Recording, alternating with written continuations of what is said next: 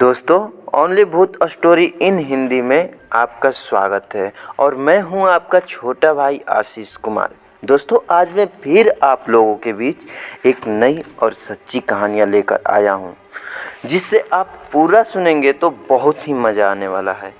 तो दोस्तों, डाल लीजिए कान में हेडफोन और खो जाइए कहानियों में। और हाँ, एक बात और दोस्तों, यदि आप हमारे चैनल पे नए हैं तो हमारे चैनल को सब्सक्राइब कर लीजिए दोस्तों, और बेल आइकन को प्रेस कर दीजिए। और जाते जाते दोस्तों, हमारे वीडियो को भी लाइक कर देना दोस्तों, ताकि मैं जब भी ऐसे कहानी डालूं तो नोटिफिकेशन सबसे पहले आपके पास पहुंचे।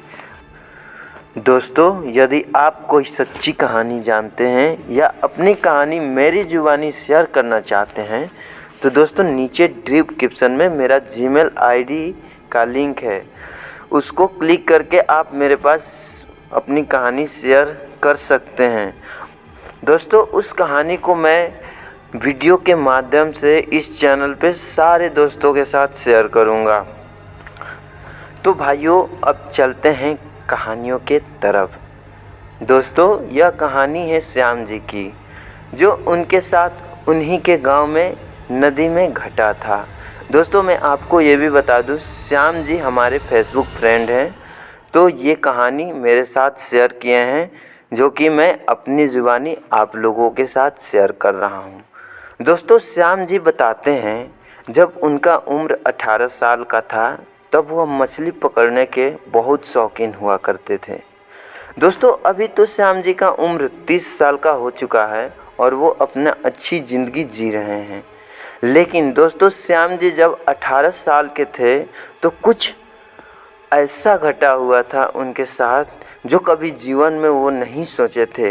वो बताते हैं, उस रात हल्का हल्का बारिश हो रहा था और हल्का हल्का बादल भी छाया था। दोस्तों, रात का समय था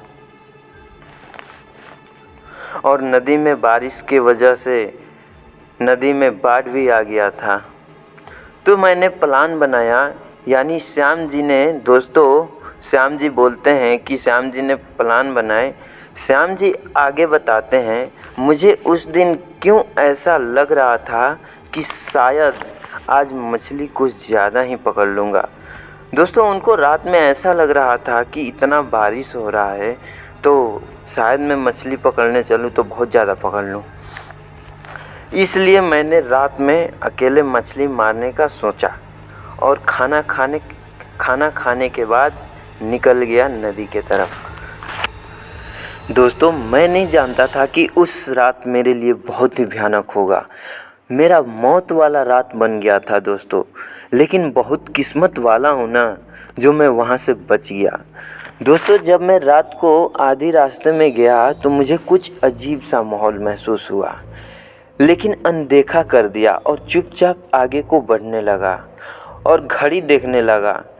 दोस्तों, टाइम यहीं करीबन 11 बज रहे थे, 11 के बज रहे थे। रात भी बहुत हो चुकी थी दोस्तों, चारों तरफ टर्राने की ही आवाज़ आ रही थी, जो झिंगुर रात में टर्राते हैं। दोस्तों, फिर मुझे कुछ ऐसा लगा कि झाड़ियों से अचानक से एक आवाज़ आई, मुझे भी साथ लेकर चल दोस्त। दोस्तों, पहले तो मैं बहुत डर गया था, लेकिन हिम्मत नहीं हारा और डरते डरते मैं उसे लड़खड़ाते हुए पूछा, कौन है भाई, कहाँ जाना है? लेकिन दोस्तों, उधर से कोई आवाज़ नहीं आया। मैं और भी डर गया दोस्तों, मैं पानी हो गया, लेकिन मैं नहीं चाहता था यहाँ से ऐसे जाऊँ, क्योंकि दोस्तों मैं ठान के आया था कि मैं आज मछली बहुत ज़्यादा ही पकड़ूँगा। फिर सीधा नदी के तरफ बढ़ने लगा। दोस्तों, श्याम जी बताते हैं, जब मैं नदी में पहुंचा तो देखा पहले से एक आदमी पानी में खेल रहा था। दोस्तों, यह देख के मैं बहुत ही भावुक हो गया। मतलब दोस्तों, मैं परेशान हो गया देख के कि इतने रात में, 11 बजे रात में, जो कि बिल्कुल सुन सपाटा है, सिर्फ झिंगुर ही झिंगुर बोल रहे हैं, इतने रात को एक छोटा सा बच्चा यहाँ पे आके क्या कर रहा है। दोस्तों, यह देख के मैं हैरान हो गया और सोचने लगा, इतनी रात में पानी में कौन सोया है? मैंने जब अच्छे से ध्यान दिया तो दोस्तों मैंने देखा वो मुझे ही बुला रहा था। दोस्तों यह सब देख के मेरे पैरों से ज़मीन खिसक गया यार, सच बोलूँ तो। और सोचने लगा यह आदमी है कि क्या है, आखिर इतनी रात में यह यहाँ पे क्या कर रहा है और ये पानी में क्यों बुला रहा है।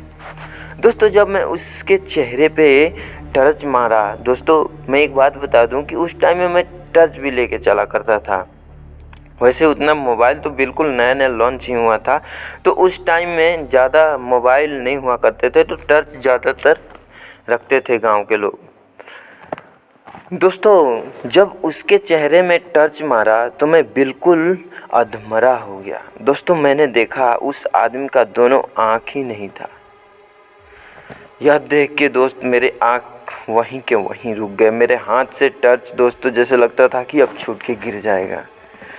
दोस्तों फिर मैंने देखा उसके सीने में मांस ही नहीं था और बुरी तरह अपने चेहरे को बना रहा था। इतना देखते ही मैं वहाँ से तुरंत भागने लगा, लेकिन दोस्तों वो भूत मेरे आने से पहले ही रास्ते में खड़ा हो गया था और बिल्कुल बुरी तरह हंसने लगा और एक ही बात को बोल रहा था, आया है तो मरेगा, आया है तो ज़रूर मरेगा। दोस्तों श्याम जी कहते हैं मैं उस टाइम बिल्कुल अपने आपा खो दिया था। मुझे कुछ समझ नहीं आ रहा था कि मैं क्या करूं। तभी मैंने सोचा क्यों ना मैं अपने साईं बाबा का नाम लूं, क्योंकि दोस्तों मैं साईं भक्त हूं और साईं जी का बहुत ही ज़्यादा पूजा करता हूं। तभी मैंने तुरंत साईं बाबा जी का नाम ज़ोर ज़ोर से जाप करने लगा। दोस्तों जब मैं ये नाम जाप करने लगा उस टाइम तो माहौल कुछ शांत सा हो गया और उसकी हंसने की आवाज़ भी ख़त्म हो गई। दोस्तों मैंने आँख खोला, फिर इधर उधर देखा। दोस्तों मैं देखा कि वहाँ पे कोई नहीं था। मैं वहाँ से तुरंत निकल गया। दोस्तों आगे भागते भागते एक पीपल के पास जाके मैं अचानक से रुक गया। दोस्तों वो पीपल का पेड़ मेरे गांव के थोड़ी सी बाहर में है। मेरे गांव का जो सीमा है उससे थोड़ी सी बाहर है। दोस्तों मुझे पता नहीं चल रहा था कि मैं क्यों मतलब यहाँ पे ऐसे रुक गया हूँ। मैं भागने की कोशिश कर रहा था फिर भी नहीं भाग पा रहा था। दोस्तों मैंने तुरंत देखा नीचे अपने पैर में, तो दोस्तों ज़मीन से कोई चीज़ निकल के मेरे पैर को पकड़ के रखा था। दोस्तों मैं वो पता नहीं हाथ था या क्या था, हाथ जैसा तो था नहीं दोस्तों, वो कुछ हड्डी सा मतलब कड़क सा महसूस हो रहा था। दोस्तों मेरा पैर ना ही आगे बढ़ रहा था और ना ही पीछे हो रहा था और ना तो पीछे जैसा लगा। दोस्तों मैंने देखा पीपल के पेड़ से मेरे जैसा एक आदमी उतरा और मुझे अचानक से ज़ोर से पटक दिया।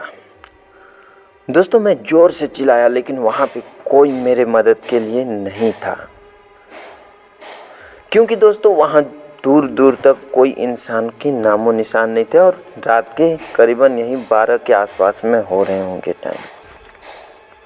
अब तो मैं बिल्कुल समझ चुका था, बचना है तो लड़ना पड़ेगा। दोस्तों मैंने आँख बंद करके अपने साईं बाबा जी का ज़ोर ज़ोर से मन में जाप करने लगा और मैं भी उधर टूट पड़ा उस इंसान के तरफ। वो परछाई जैसा था वो आदमी। दोस्तों मैं उधर भागा उसको छुड़ाने के लिए। दोस्तों मैं छुड़ाते छुड़ाते कामयाब भी हुआ। दोस्तों लड़ते लड़ते मैं अपने गांव के मंदिर के पास जा पहुंचा। जो मेरे गांव शुरू होने से पहले मंदिर ही आता है दोस्तों।